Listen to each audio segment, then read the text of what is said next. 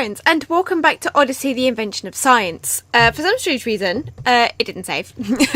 So I'm just going to have to type bird back in this again. Now, in the last episode, I completely messed this up, and I didn't realise that I needed to click on the handle just so that I can see if I completed it, thinking that some sort of green light would show up. Now, I have a picture of what could it have been, but I'm not too sure that it would have actually been this. Okay, let's just have a quick look. No, never mind. Okay, so I can delete that picture.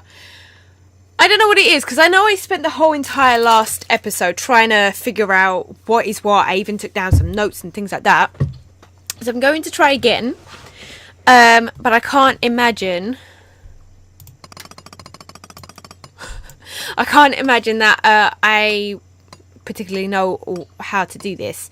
Also, just as a heads up, today is going to be the last day where my videos go up at 6 o'clock. I'm going to start putting my videos up at 8 o'clock starting from tomorrow, simply because it gives me more time in the day to do other things. Because while my videos are still going up at 6 o'clock, that means I just have to... Can you shut up? I have to rush everything else that I do within my day so that I can start start recording about 3 o'clock. Which means I need to get it edited and uploaded by 5 o'clock. But if I start uploading my videos at 8 o'clock, that just gives me a little bit more time to do other things, so other projects in my day. Otherwise, don't worry, nothing else is going to change otherwise. Except that rather than at 6 o'clock from now on, it's going to be at 8 o'clock. It's the only difference. Woo! Okay, right, done it. I had to kind of look it up because I didn't want to spend all the time that I did yesterday. Okay, so let's read from here. August 4th, 7:15 p.m. Dad had a great idea, and instead we put everyone's dinner in the safe, sandwiches and fruit, and we let Sid lead the way. I hid the drawings a little too well, so I had to play the hot and cold game to get Sid to find them. It wasn't too long till he worked out the safe and opened it. Then we all sat on the top of the cliff by the safe and had a picnic dinner. Mum said she was surprised I hadn't asked what was in the army safe originally when they first found it and opened it last week. Sid hadn't asked either. We asked now. Dad said they found army documents, a lot of boring stuff, but some exciting stuff too. It said the covered well near the radio tower isn't really a well. It's a lava tube leading down to a network of caves under islands and out under the ocean floor. They only built a well entrance at the top to disguise it. Inside we should find a ladder leading down, a door sealing the entrance, and beyond that, an undersea cave system leading to a wretched miner. I asked why we haven't opened the well yet if they found out about this days ago. Dad said this was a major discovery and he wanted to make sure these sailors didn't come back before opening it. He finally told us he was worried that they weren't there by coincidence. He thinks they might believe he's here because he's discovered something, maybe some old pirate treasure. And they might be lurking around to see if they can steal anything valuable we find. But it's been 3 days now, so it's probably safe. But then as we were packing up after dinner, we heard a boat motor offshore. Dad asked Gilliam to go with him to the dock and told the rest of us to stay up here. Part of me feels like this has got a very horrible end. So that key is for the well. This key goes in there. That does not look safe. Ooh.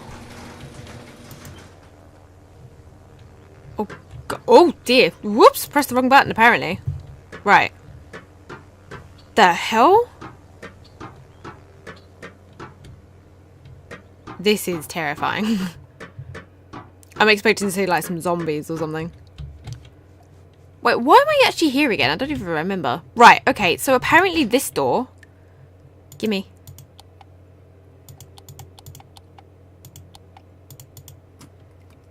I accidentally found the answer.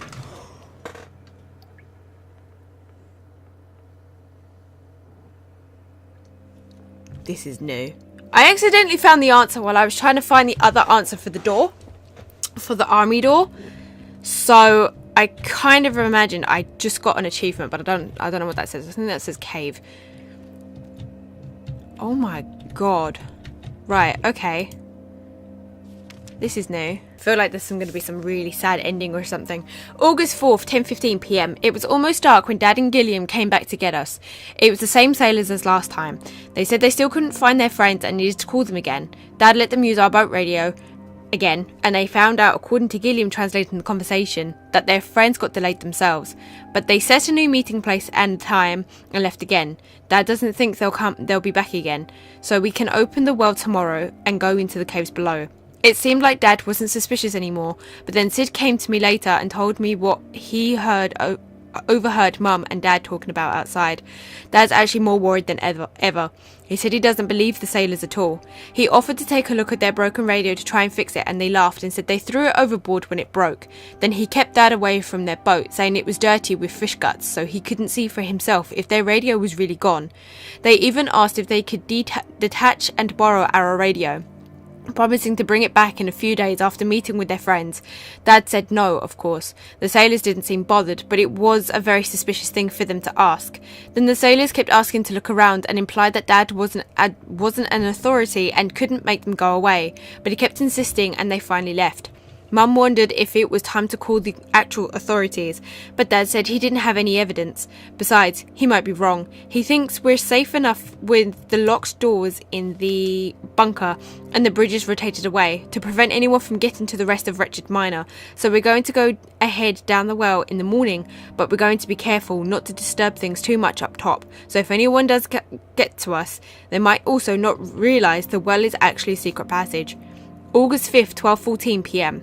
The morning we raised the lid on the well and we found steel rugs embedded in the wall leading down. Mum and Dad checked it out and they said it was safe to use. At the bottom is a solid door with a lock, but the combination was in the code book Dad found. He made us wait at the top while he opened the door. It was far below the waterline and he was worried the other side of the door might be flooded. He dialed in the combination and Mum tied a rope to the handle. We pulled the latch open from the top of the well and nothing happened. Dad climbed down and called to us that it was okay.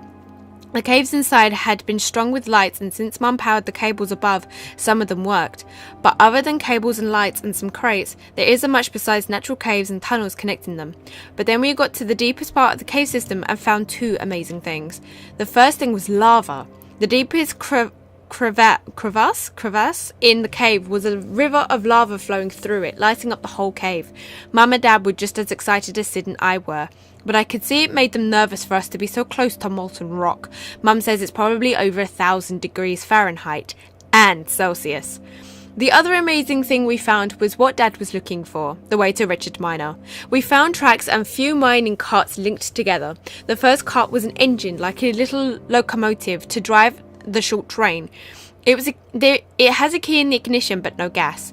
Gilliam said it looked like the diesel engine would work with some fuel from the boat. The tracks led to a rotating bridge over a chasm. Since it's sheltered here, it doesn't need much repair. On the other side of the lava chasm is a large closed door. We couldn't get there with the bridge rotated away, but we eventually found a different side tunnel that led there. Mum stepped on a ground switch between the tracks and the big door opened. When she lifted her foot, it closed. She triggered it again and we could see on the other side was a second ground switch. Mum said it was so the train could hit the first switch, open the door, and the train was long enough to hit the second switch before it left the first one. So the door stayed open while the train went through and then closed. Sid and I wanted to go right away to Wretched Major, but Dad said not yet. First he wants to thoroughly search the caves to make sure there isn't anything important he missed, and then we can come up with a plan to explore past the big door. Mum said archaeologists and rolled her eyes, but she was smiling. She said we might want to use the mining carts to haul stuff back and forth, so while Dad wasn't archaeologizing, she would work on fixing the bridge. She thinks it will only take a couple days with Gilliam's help, so Sid and I can help Dad explore the caves more carefully. I could also tell she didn't want us working near the lava. I don't mind. I can see it when I want to, and it's really hot in there. Dad said he could use the help, but he also said if we find any more switches, we weren't to touch them. Then he looked at Mum and said, if the undersea cave on the other side of that door was flooded, we'd all be dead right now. Mum lowered her head and said she was sorry. She thought the switch was connected to the tracks and bridge mechanism, not the door, or she wouldn't have stepped on it. She promised not to make fun of archaeologists anymore. August 6th, 1:30 p.m. It didn't take long to search everywhere in the caves. By the end of yesterday, Sid and I had pretty much explored everywhere. The only things we found were some funny lava rocks called pumice. They're sapphires about the size of basketballs, but they aren't very heavy. They look too big to pick up, but Sid and I can toss them back and forth. I'm thinking of using them to make some big pendulums. I went back to experimenting with my pendulum models before I built any new pendulums with the pumice.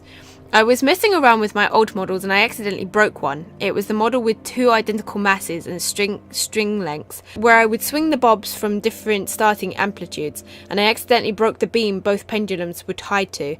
They weren't any replacement beams handy, so I tied a rope to the framework and cinched it tight, and then I tied the 2 pendulums to this taut rope instead of a wooden beam. I swung one of the bobs to check that the new rope was tight enough to work like a support beam, and I saw something amazing. The bob I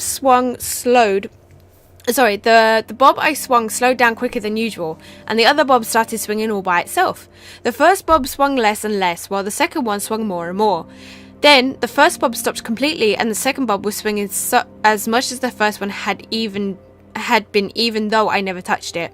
It was like all the swinging left the first bob and went over to the second bob. Then it happened again backwards. The second bob started slowing down and the first one started swinging until the first bob was the only one swinging again. This kept happening back and forth over and over. I looked closer to see how this could be happening, and I noticed some things. When I drop one bob, it does its big amplitude swing. It pulls on the horizontal rope beam it's tied to. This makes the rope beam move back and forth a little in the direction of the swinging. That moves the rope beam at the top of the other pendulum a little too. And this swings that pendulum a bit because the rope beam is moving ahead of the second pendulum in the direction the bob is swinging. This pulls the second pendulum to move more and more with each swing, but I couldn't figure out how or why the motion of the first bob gets completely transferred to the second one instead of them swinging the same amount as each other and staying that way. Dad said the stop and go pendulums I made were called couple pendulums. He also said I could understand how it worked after I learned more advanced math when I'm older. For now, I tried to think of cool things I could do with coupled pendulums. One idea I had is to use a coupled pendulum to hide a secret passage. Like, if you find a pendulum hanging by itself that swings, then slows down and then speeds up again, you know there must be another pendulum close by hanging from the same rope beam. You could look at the rope beam to see where the secret passage was. Another idea is how I can make a coupled pendulum where you can only reach one of the bobs, but you need the other bob to swing. But because the pendulums are coupled, you just push one to make the other one swing. I'll keep thinking. Like Dad says, science can help you understand things as they are, and it can also help you invent new things too. Okay, that was a lot of talk as usual. I just want to quickly go back a second because I feel like I've missed something. Although I'm not at all entirely sure. This is the only loading screen in the entire game. I've just come to notice. Why is that? Why is there a loading screen? There's literally nothing in here. Could you imagine seeing a face? That would be freaking terrifying. So let's go down into the cave. Oh no, don't you dare. Oh, you've given me separate routes. Oh God, I'm gonna flip. What is this? Why is this here? Why can't I interact with you? Oh, hello. Where am I? Okay, I can't do anything with that. I don't know why I can't do anything with that. What is this? Oh, it's a mushroom. Mushrooms! But I haven't gone back the other way and now I'm stressing out. I can't do anything with that. I don't understand. It gives me the... Oh, then I'm guessing the other way leads up here. This being the whole entire choo-choo train and all. Right, okay, let me just go have a look back at that. I'm not gonna go down there because I think the other route leads up to there. Oh, it stresses me out when you give me too many routes to go down. I think I've said this like 1,000 billion times on this. Oh, and you do, don't you? What is this? Oh, okay, that's the way I came. Okay, thank frick for that, because I would have cried. What the hell? The hell is this? What is this for? What does that do? Why is this here? Okay, fair enough. Why do I feel like I'm in a booby trap now? Can I die now, all of a sudden? Oh, I thought so. I thought it would have done that. Right, okay. Jesus. I hate separate routes. You're just asking me to stress out otherwise. Oh. Right. Okay. So, there must be a thing on here. Oh, hello. Oh, I need a key. I need a key. I need a key. Oh, I don't have a key. Oh, you're asking me to be upset now. How am I supposed to get the key? Where's the keys? Where am I supposed to get the key from? Where is the key? What am I doing? Oh, so I'm guessing the key's over there. And if the key's over there, that means there must be a route over to there. Oh. Oh, I see. Okay. Good thing Whoa. Good thing I had the pickaxe then. Oh, that took me quite a while to do, but it's cool. It's bleh. It's cool. I've done it, and the music's changing. I don't think I agree with this. Am I gonna find like some sort of satanic cave or something? Or something that's gonna kill me. I feel like I'm in Skyrim. I don't know. Skyrim or Oblivion, one of the two. Oh, okay. So I'm up here now. August 7th, 11 p.m. The sailors came again last night. We didn't hear them since we were in the cave, so when we came up, their boat was already docked and they were standing on the pier. Dad hurried us to the shack and we all stayed hidden. Gilliam agreed it was strange that they came a third time, but what if they were really just normal guys in trouble and actually needed to use our boat radio again? Dad said the radio has its own battery so they can use it even without the ignition key. If they needed to call anyone, even emergency help, they could do it without us going out to meet them. We watched carefully through the windows and saw them walk around Bunker Island for a couple of hours, but they couldn't come over to us when the sun set. They got in their boat and left. Right after that, Dad said he's confident they can't follow us, and that he's ready to go down through the big cave door to see what's beyond. We tried to get a good night's rest. It was hard to sleep. And then we spent all day getting ready to travel. We hope the caves lead to Wretched Miner, like the army notes say, and we can set up a new base camp there. So we've packed everything up. It will take many trips to haul our stuff, but if the tracks are intact all the way, the rail carts will help us. Gilliam filled the tank with diesel and made sure the engine worked, so we're all ready to go. I feel like Gilliam is like a little inside spy. Do you see what I'm saying? I don't know why I feel that way. Mum had earlier rigged an electromagnet latch like a deadbolt so we could lock the steel lid on the wall from the inside, and like she always did, she made a way to get inside if she got locked outside and needed to get in, using one of the old army generators. She connected it to the latch. If you turned on the generator, it would unlatch the lid. This made both Mum and Dad feel safe because the only way to turn on the generator is with the key. In case these sailors are nearby, we don't want them to see us go, so we're getting up and leaving tomorrow before the sun rises. There's no reason to wait until dawn anyway, since the sun doesn't reach down into the caves, and then it's off to Wretched Miner, I hope. I feel really worried for these people. Like, did they make it? What?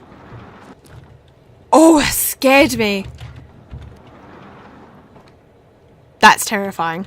Okay, so that's good to know that that's there. You know, dark abyss. I love it. Makes me feel great about myself. That looks more than the size of a basketball. I'm not going to lie to you. Like, I've been around basketballs. I used to date a basketball player. I know what the size of a basketball is, and that doesn't seem to be the size of a basketball. Oh no, I think I did that wrong. Ooh! Right, so the key should be in there. Key. Key, do you love me? I've got the key. Right, bye-bye. Oh, does that mean we get to have a little train ride? I don't love trains. Why was I about to say that? I'm weird. Oh, that means I've got to go into the Cave of Abyss. Whoop. I love Cave of Abyss. Makes me feel great about myself, as I said earlier. Okay, so let's hop on, shall we? Yay. Oh, I'm excited. There we go. Shall we go? Oh, this feels so exciting. Imagine the end of the game is just the bridge breaks and I fall in there. Oh, the bridge is cracking. Choo choo. Oh, this is so cute.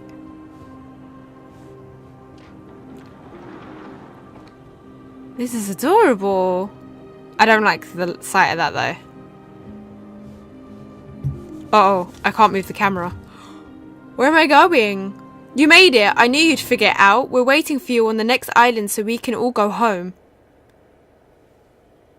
I don't understand. That's it?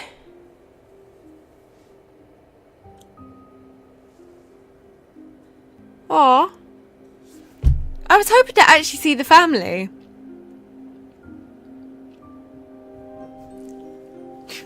I'm joking.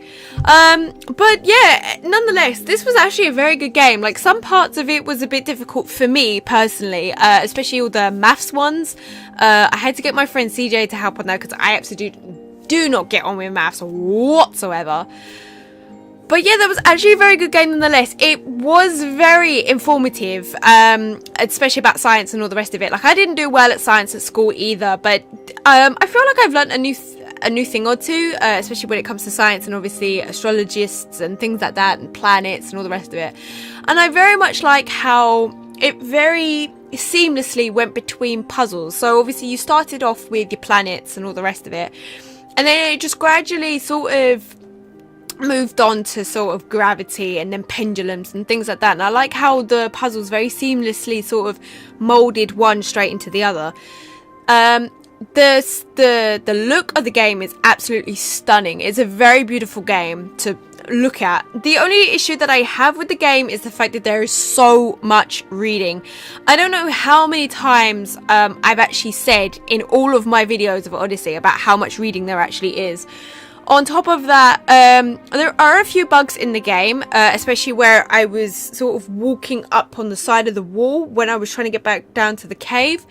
They're the only two issues that I have with the game. Otherwise, it was a very fun game to play. I just wish that I could kind of got to see the family, just to see what they looked like. But it looks like that the family were safe, that the family managed to survive and all the rest of it. So hopefully the developers do something else, maybe not exactly the same, but very something similar.